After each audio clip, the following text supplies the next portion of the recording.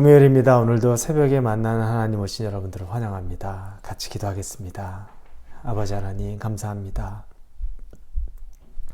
날이 많이 쌀쌀해져서 움츠러듭니다. 우리 몸이 움츠러들고 또 춥습니다. 그러나 하나님께서 우리와 함께 계시는 것으로 우리의 육신은 좀 움츠러들 있을지 몰라도 우리의 마음 안에는 하나님이 주시는 그 따뜻함과 포근함이 있는 하루가 되게 하여 주옵소서.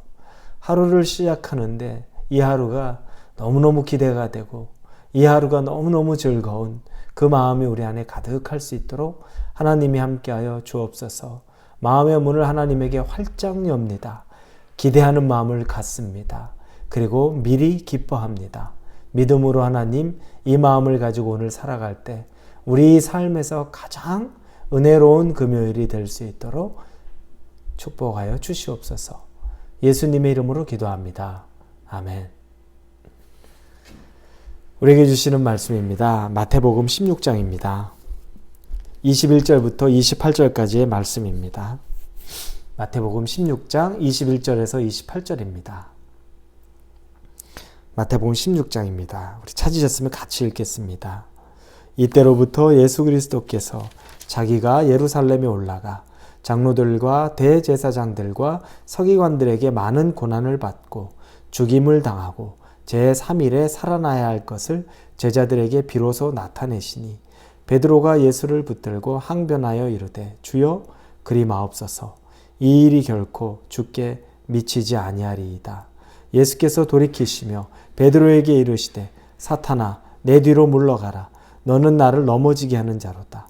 내가 하나님의 일을 생각하지 아니하고 도리어 사람의 일을 생각하는도다 하시고 이에 예수께서 제자들에게 이르시되 누구든지 나를 따라오려거든 자기를 부인하고 자기 십자가를 지고 나를 따를 것이니라. 누구든지 제 목숨을 구원하고자 하면 잃을 것이요 누구든지 나를 위하여 제 목숨을 잃으면 찾으리라. 사람이 만일 온 천하를 얻고도 제 목숨을 잃으면 무엇이 유익하리요. 사람이 무엇을 주고 제 목숨과 바꾸겠느냐. 인자가 아버지의 영광으로 그 천사들과 함께 오리니 그때 각 사람이 행한 대로 갚으리라. 진실로 너에게 이르노니 여기 서 있는 사람 중에 죽기 전에 인자가 그 왕권을 가지고 오는 것을 볼 자도 있느니라. 아멘. 예수님의 고난, 즉 순환, 그리고 부활하심, 이 모든 것들은 우리가 사건으로 또 성경 안에 기록되어 있는 것으로 알고 있습니다. 그런데 예수님께서 이 내용, 당신의 고난, 순환, 그리고 죽음과 부활에 대한 말씀을 이미 제자들에게 예고한 장면이 오늘부터 나옵니다. 마태, 마가, 누가복음에 보면 세 번에 걸쳐서 공통적으로 당신의 순환과 죽음과 부활에 대해서 언급하는 장면이 나오고 마지막에 마태복음에서는 네 번째로 당신의 그 순환에 대한 이야기들을 하십니다. 그런데 여러분들이 미리 예수님께서 당신이 받을 고난과 죽음과 부활, 이 순환과 이 예고하시는 말씀들 잘 기억나십니까? 아마도 예수님이 병자를 고치시고 또 귀신을 쫓아냈고 또 기적을 행했던 것들은 너무너무 잘 아는데 세 번에 걸쳐서 그리고 마지막 네 번째까지 등장하는 순환 예고에 대한 것들은 여러분들이 그런 내용이 있었구나, 몇 번에 걸쳐 있었네 라고 생각할 수도 있습니다. 익숙하지 않을 수 있는 거죠. 우리도 성경을 보면서 많은 이 내용들을 그냥 지나쳐 온 경우들이 많습니다. 그런데 굉장히 중요한 내용이죠. 제자들도 비슷했습니다. 예수님께서 이렇게 세 번, 네 번에 걸쳐서 이야기했는데 나중에 정말 예수님이 죽고 부활한 이후에야 깨달은 경우들이 너무너무 많습니다. 그 증거는 뭡니까? 예수님이 십자가에서 돌아가신 이후에 그들이 다 실망해서 예수님이 그렇게 허무하게 죽었다고 생각해서 자기 일터로, 자기 집으로 다 돌아가 버렸죠. 그런데 만약 세 번에 걸쳐서, 네 번에 걸쳐서 예수님이 당신의 순환에 대한 예고, 그리고 다시 살아나실 것을 귀담아 들었다면 그들이 쉽게 거기서 자기의 본업으로 과거로 돌아가는 일은 없었을 수 있습니다. 그리고 이건 끝이 아니야. 반드시 예수님이 살아나실 거야 라는 것이 있을 수 있는데 3번, 4번에 걸쳐 말했는데도 그들은 그걸 이해하지 못했고 귀담아 듣지 못했던 겁니다. 여러분, 우리에게도 이런 말씀들 혹시 적용될 수 있지 않을까요? 하나님이 우리에게 반복적으로 주시는 말씀이 있는데 우리에게 반복적으로 당신을 예고한 것들, 또 우리에게 변화되라고 말하는 것들이 있는데 그런 부분에 대해서 너무 소홀히 넘어가는 것 아닙니까? 보이는 것들, 내가 정말로 기도하고 싶은 것들에 대해서는 집중하지만 언뜻 우리에게 하나님이 주시는 내용들에 대해서는 너무 쉽게 지나갔던 것, 정말 그 중심을 놓치고 핵심을 놓치고 있는 것은 없는지를 한번 생각해 볼 필요가 있습니다. 이 내용, 예수님이 3번에 걸쳐서 4번에 걸쳐서 얘기했다는 건 얼마나 중요한 얘기입니까? 이건 복음의 핵심이었죠. 예수 그리스도의 고난과 죽음과 부활, 이 모든 것은 얼마나 이 복음의 핵심입니까? 반복적으로 얘기했는데도 그냥 지나쳐 버렸습니다. 우리에게 복음, 예수님의 말씀은 반복적으로 우리가 들을 이유, 필요가 있는 겁니다. 왜냐하면 우리의 기억 체계가 너무너무 부족하기 때문입니다. 금방 듣고도 있습니다. 변화되지 않습니다. 말씀이 들어와서 감동받았는데도 불구하고 그때는 이해했다고 생각하고 들었다고 생각했는데도 그냥 잊고 사는 경우가 너무 많습니다.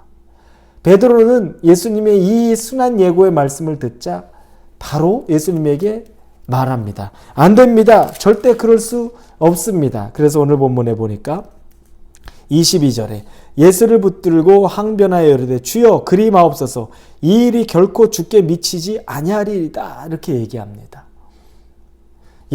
이 베드로는 분명히 들었던 거죠. 정확하게 들었던 거죠.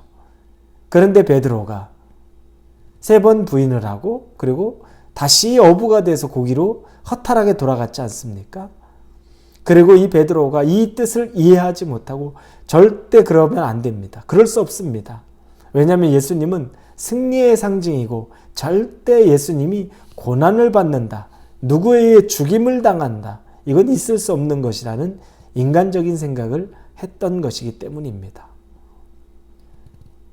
그때 예수님이 베드로를 가리켜 사탄아 물러가라 말합니다. 우리가 오늘 본 본문 바로 직전에 어제 뭘 봤죠? 베드로에게 네가 복이 있도다.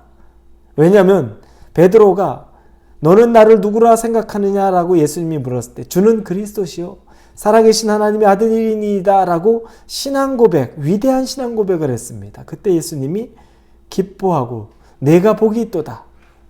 반석 위에 교회를 세울 것이다 라고 말합니다. 엄청난 축복을 이야기하셨죠. 그런데 바로 뒤이은 내용이 오늘입니다.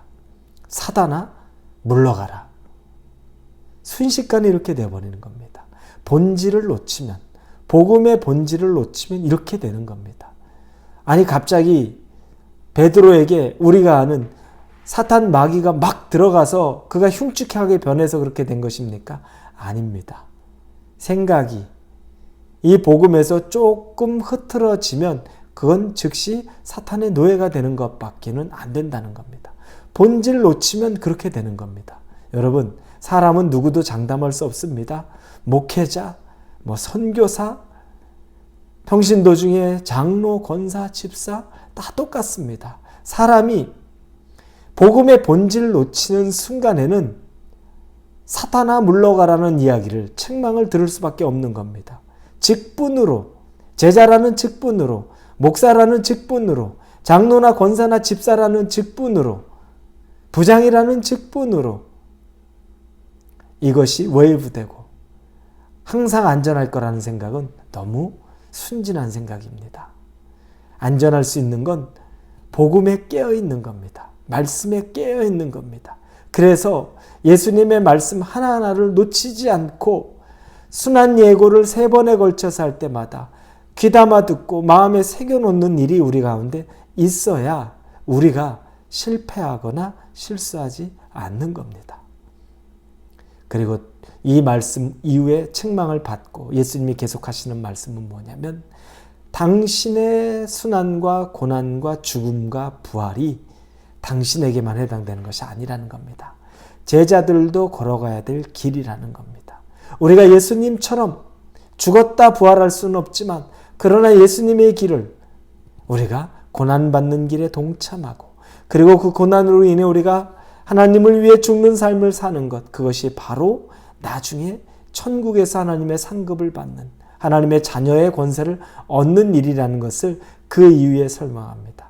혹시 여러분 예수님 믿음으로 고난, 십자가를 지는 것은 내 일이 아니라 영광, 열매를 받는 것만이 내가 누릴 것이라고 생각하는 건 복음을 온전하게 이해한 것이 아닙니다. 예수님을 쫓는다는 건 이 모든 것이 다 포함되는 겁니다. 때로는 영광을 받을 때도 있죠. 그러나 더 중요한 건 고난과 죽음조차도 받을 때가 있다라는 겁니다. 그 예수님의 복음에서 한치도 우리가 물러나감 없이 어긋남 없이 그 복음에 예수님처럼 진리로 서서 살아갈 수 있는 저와 여러분이 되기를 예수님의 이름으로 축원합니다. 기도합니다. 하나님 감사합니다. 예수님처럼 살아가는 것을 원한다고 말하지만 삶 속에서 작은 어려움도 견디지 못합니다.